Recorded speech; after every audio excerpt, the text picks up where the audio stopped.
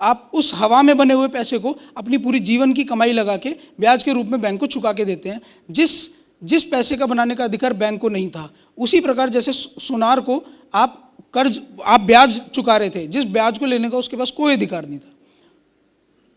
तो देश में कैसे बनता है पैसा? देश में हमारा केंद्रीय बैंक है और भारत सरकार है। भारत सरकार केंद्रीय बैंक को एक बॉन्ड देती है कि भाई हमें आप इतना पैसा, मान लीजिए 1000 रुपये बना कर दीजिए। हर साल ऐसे ही होता है जब सरकार देखती है अपनी आमदनी कि भाई हमारी आमदनी कम है और हमारा बजट इतना है। मान लीजिए 20 लाख करोड़ का बजट था और 10 लाख करोड़ की सरकार की आमदनी हुई टैक्स वगैरह से, तो सरकार देखती है कि भाई 10 लाख करोड़ हमें और चाहिएगा। तो उसी प्रकार उसको सरल करने के लिए मैं आपको बता रहा हूँ कि भाई मान लीजिए भारत सरकार ने केंद्रीय बैंक से 1000 रुपये मांगे कि भाई ये हमारा बॉन्ड है और ये आप इस बॉन्ड को रखिए, इस पर मैं अपना वचन लिख के दे रहा हूँ कि भाई मैं आपको ये पैसा चुका दूंगा। हमारी भारत सरकार हमारे केंद्रीय बैंक को ये वचन देती है कि मैं आपको चुका दूंगा।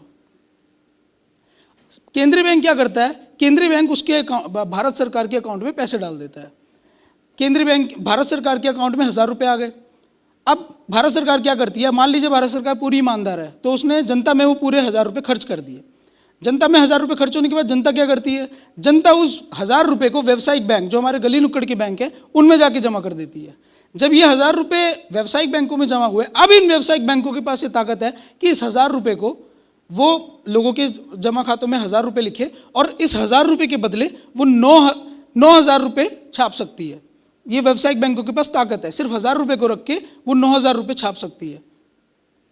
अब क्या करती है? जब इस 9000 के छापने से समाज के अंदर महंगाई बढ़ जाती है, ज़्यादा पैसा होने की वजह से महंगाई बढ़ने लगती है, तो केंद्रीय बैंक क्या कहता है कि भाई हम ओपन मार्केट ऑपरेशन करेंगे। ओपन मार्केट ऑपरेशन क्या कि जो भारत सरकार ने जो केंद्रीय बैंक को बॉन्ड दिया था, वो बॉन्ड हम व्यावसायिक बैंकों को बेच देंगे और उसके बदले में कुछ पैसा लेके समाज में डालेंगे।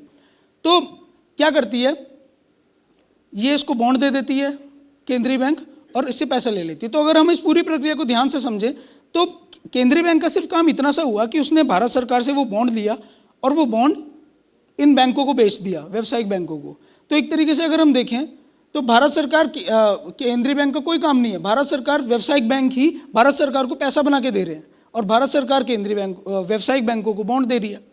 तो इस एक तरीके से समझे तो पूरे देश का पैसा ये जो गली नुक्कड़ के बैंक है ये बना रहे हैं, हमारा केंद्रीय बैंक नहीं बना रहा। अब जो फेडरल रिजर्व बोर्ड के अध्यक्ष थे मैरिनर एक्लिस, वो एक बात बता रहे थे 1935 के अंदर कि सरकारी बॉन्ड की खरीद में बैंकिंग प्रणाली बिल्कुल नया पैसा बनाती है। जब बैंक सरकार द्वारा जारी किए गए 1 अरब करोड़ डॉलर के बॉन्ड खरीदता है तो वो सरकारी खाते में 1 अरब करोड़ डॉलर लिख देता है, सिर्फ लिख देता है, बना के देता नहीं उसको। इस तरह से वह सिर्फ खाते में लिखकर ही 1 अरब डॉलर पैदा कर देता है।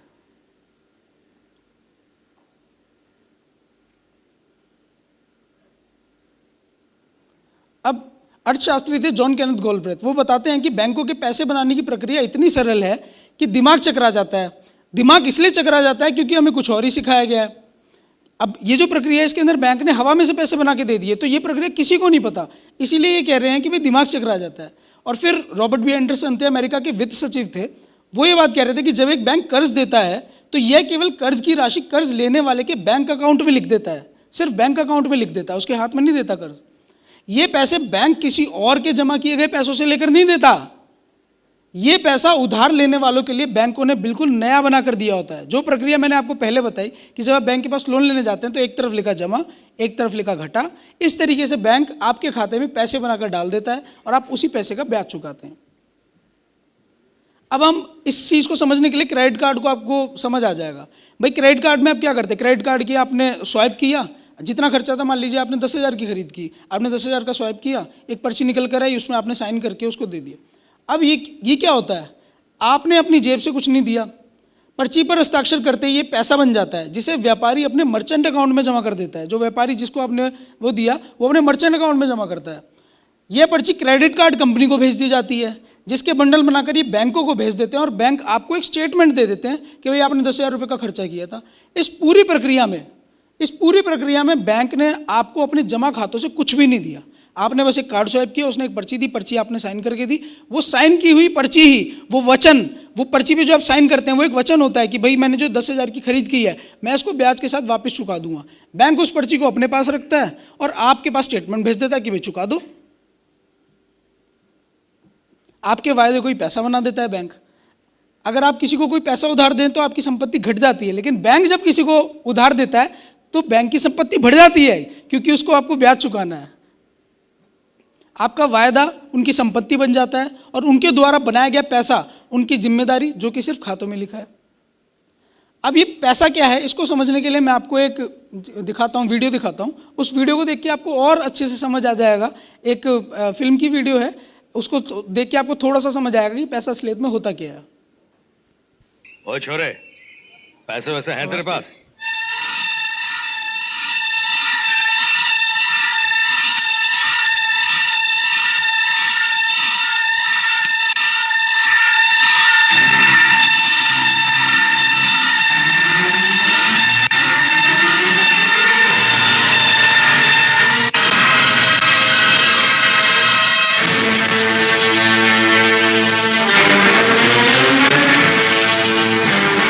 ये ले, होटल में दे देना 100 रुपए।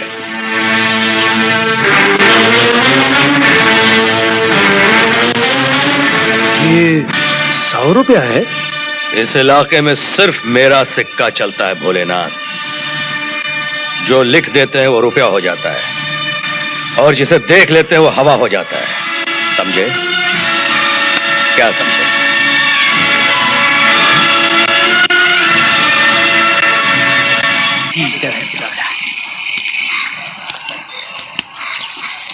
राम राम। क्या रे, इनका क्या है? श्रीमान का 4 रुपया 75 पैसा। हाँ हाँ, अब खड़े मुंह का ताक रहे, पैसा निकालो। का आपका विचार भी उधार खाने का ही का? नहीं वो का है? ओम नमः शिवाय, ओम नमः शिवाय। लल्ला जी, वो जी? ये बाकी के 4 रुपए 75 पैसे तो काट लिए, लेकिन ये 95 रुपए 25 पैसे तो लेते जाइए। वो पर्ची थी या रुपया? वो भैया कहा है कि रुपया तो सरकार कब बंद कर दे, का भरोसा, पर इसका भुगतान तो हमारे मरने के बाद भी हो सकता है। रख ले। अरे नहीं भैया, हम तो वो बस खाने के लिए करते हो भैया। ये रूपा भैया का मोहल्ला है, यहाँ यही सिक्का चलता है। रख ले रे। अरे रख ले। ओम नमः शिवाय रूपा भैया।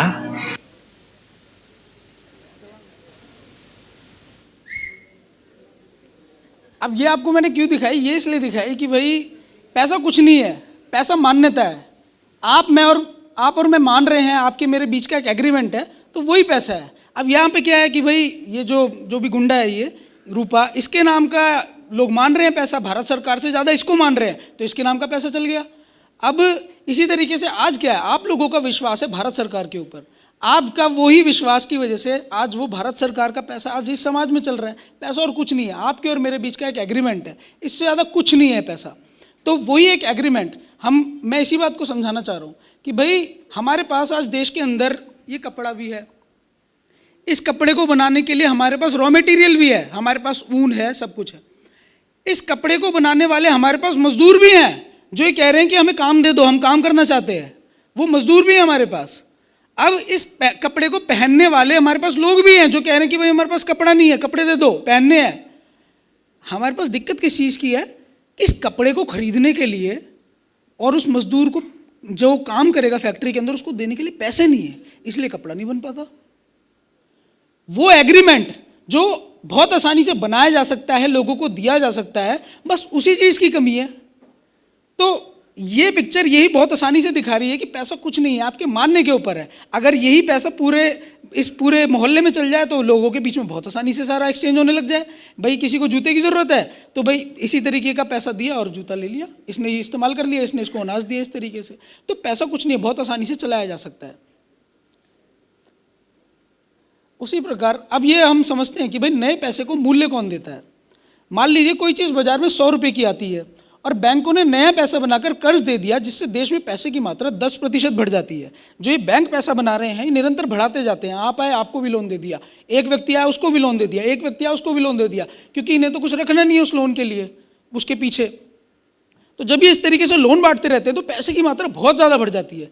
जब पैसे की मात्रा इतनी ज़्यादा बढ़ जाती है तो उससे महंगाई आती है। उस महंगाई की वजह से मान लीजिए अगर पैसे की मात्रा समाज में 100 रुपये थी, सिर्फ 100 रुपये ही घूम रहा था पूरे भारत के अंदर, तो अब वो बढ़कर 110 हो जाता है। अब ये जो 110 हो गया, मान लीजिए आप कोई चीज़ आज 100 रुपये की खरीदते थे, कल वही चीज़ आपको 110 की खरीदनी पड़ रही है। इसका मतलब क्या हुआ? इसका मतलब आपके जेब से वो 10 रुपये किसी ने चुरा लिए। अब आपकी जेब में 100 रुपये नहीं पड़े, अब आपकी जेब में 90 रुपये पड़े हुए हैं, 10 रुपये किसी ने आपके चुरा लिए। उसी प्रकार इस वजह से इसी चोरी को हम महंगाई कहते हैं।